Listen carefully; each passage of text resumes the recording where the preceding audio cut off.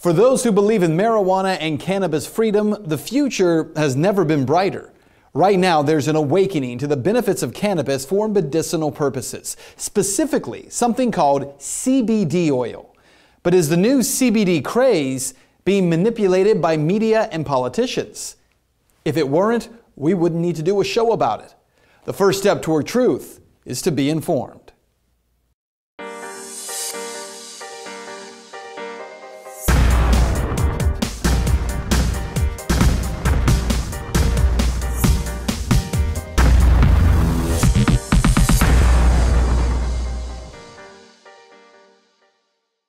The CBD oil. You've probably heard of it by now, thanks to CNN's Dr. Sanjay Gupta. People are lighting up all over the country. Millions are now aware of the cannabinoid-rich oil being used to help children in Colorado with epilepsy. Especially this one little girl, Charlotte Figge, after whom the Charlotte's Web strain of cannabis has been named. It's okay, baby. This is their daughter Charlotte, having a seizure.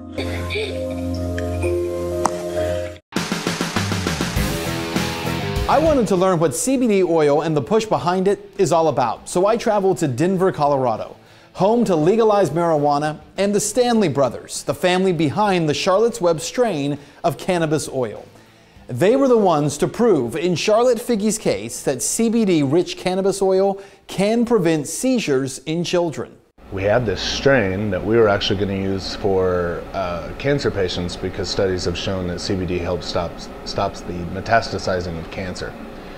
So we went ahead and tried it because we knew it was very low in THC, and after she had it a week later, she went a week seizure-free. Yeah, kitty. The child who had had 300 seizures a week was now down to just one every 7 days. Charlotte Figge's life was transformed by CBD oil. Now, to understand what is unique about CBD oil, you have to understand what a cannabinoid is. Now, in marijuana, there are multiple cannabinoids, including THC, CBD, CBN, CBA, and over 160 other compounds in the plant, including terpenes from the plant that create the most effective medicine. Now, to be clear, in order to get a high from cannabis, you need to have a high level of just one cannabinoid, THC. Again, that's just one particular cannabinoid. Now, in the Stanley's case, they began growing cannabis with lower levels of that cannabinoid THC and higher levels of CBD. CBD is known to be a neuroprotectant. It's also one of the few things that causes neurogenesis. So it's not just seizures that this helps in epileptics, it's autoimmune disorders, whether that's cancer, Crohn's, lupus. There's so many different types of things. It's a huge anti-inflammatory, so all kinds of people would love to have this. Today, in the stunningly short time since Charlotte Figge's story became famous, the Stanleys have thousands of patients on a waiting list for their CBD oil. As you can see, it drips down. We're able to recapture the alcohol so we can reuse it. When it's done, we're left with an oil that is more like a molasses. In fact, there are thousands of families who have already uprooted their lives and moved to Colorado for the CBD oil. Thousands more are on the way. They're called cannabis refugees. I test it again, and then I can give it to the patients. Well, all of that has led to other states wanting to legalize CBD oil. In fact, the governor of Utah, of all places, just signed a CBD bill into law legalizing possession of the oil. In addition, a bill in Alabama has now passed the legislature. It is awaiting the governor's signature to be signed into law in that state. In fact, lawmakers in Kentucky, Florida, South Carolina, Wisconsin, and many other states either have or will now consider CBD bills just this year. Well, we're, at 20 states right now, so you already have 20 laws on the books that the people wanted or the people's representatives wanted. Well, Mark Slaw has a company in Denver called I Comply, which is fighting to keep small growers compliant with state regulation on marijuana. There are 8 strict guidelines that must be followed. Mark says states are jumping on board with CBD, but not with marijuana. So I think what politicians certainly don't realize when they're trying to play to where the puck was and not where the puck is going to be is that regulating just one compound greatly underserves most of the patients who really need this medicine. So even along the lines of medical efficacy, it simply isn't reasonable. Now, the reality that Mark addresses is how media and politicians are jumping on the CBD train because it doesn't get you high, but they're ignoring some very important medical facts about cannabinoids. I talked via Skype with Shauna Banda about this very issue. Start out by telling me about when you were sick, the level to which you were sick, and what that looked like in your life. Oh, I was, of course, I was diagnosed with Crohn's disease in 2002. And in that first year, I had my first bowel resection. Body was recognizing that something was wrong, and my immune system went into overdrive and essentially attacked itself. You know, your life starts to go downhill. You're in pain constantly, so you can't even think straight. It's hard to go through your day-to-day life when you're constantly thinking about the pain and how to get rid of it. Shauna's condition was so bad that her teeth literally became soft and the roof of her mouth had turned black. She couldn't stand and says she parented her children from the couch. Described like having a stomach flu every day for years, despite all the medications and the doctors. Shauna was rotting from the inside out. Shauna's breakthrough came when she saw a YouTube documentary, Run from the Cure by Rick Simpson, which explained how to extract CBD and THC oil from marijuana. In 2001, my family doctor informed me that there was nothing more they could do. They had nothing left to try on me, so I was on my own. Shauna had started smoking marijuana just to be able to function, but she wasn't getting better. Shauna's husband at the time, he wanted to get her a vaporizer, but that vaporizer became the road to so much more. He went and got me a very old-fashioned glass dome vaporizer from the 70s, and I was reading a book, and I pinched off that hose way too long, and oil started forming on the dome. And he went out and got me a spatula, and I started to scrape it out 3 times a day, and I put whatever I could get into a gel cap. And within 3 days, I didn't need the use of my cane anymore to walk, and I started healing quite rapidly. So rapidly that I started to write a journal. That journal would become a book, Live Free or Die. Shauna's mantra for her own life and the lives of the people she continues to educate across the country on the benefits of cannabis oil today.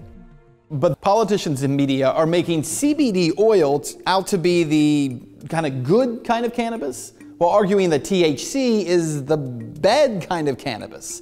Now listen, while that's not how any of this works, that is the case that is subtly being made.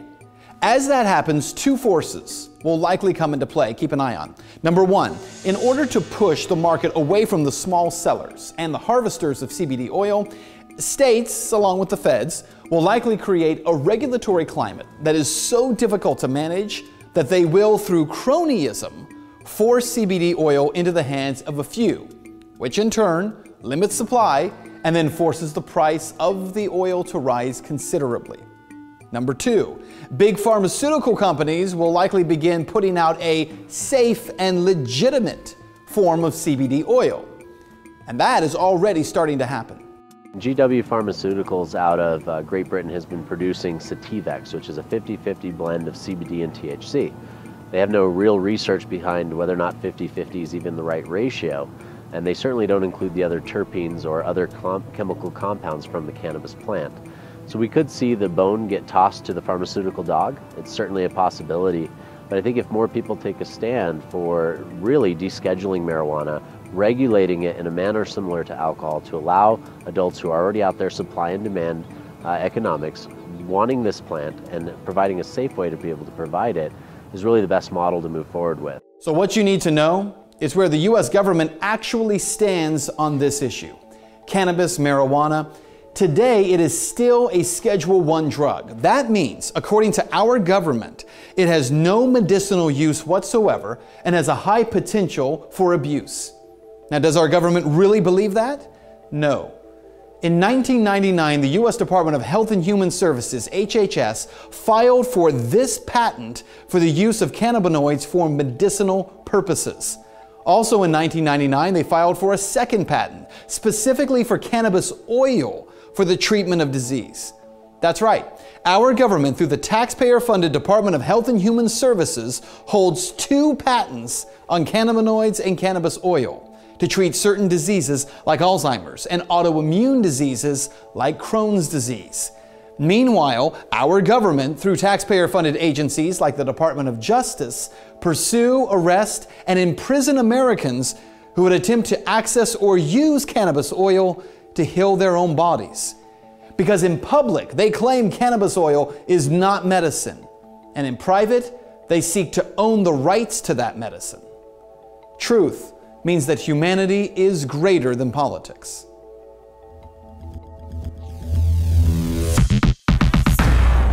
All right, so now you've been informed, so what's next? Well, now it's time to get engaged, and you can do that 3 ways. Number 1, you can click subscribe on our YouTube channel. It allows us to send you new content anytime it's created.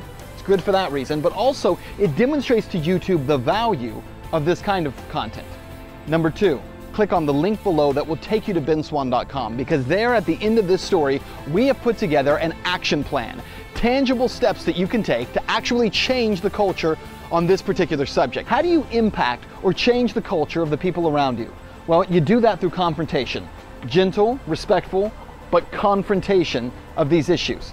The only way we're ever going to change things is if we begin to confront the archetypes that people are building up in their minds.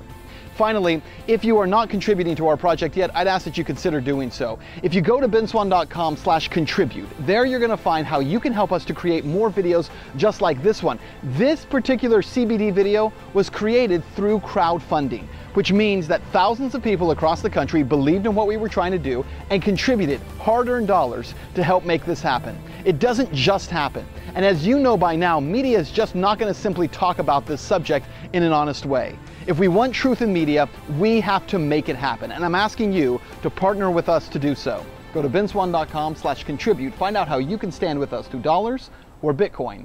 Contribute today.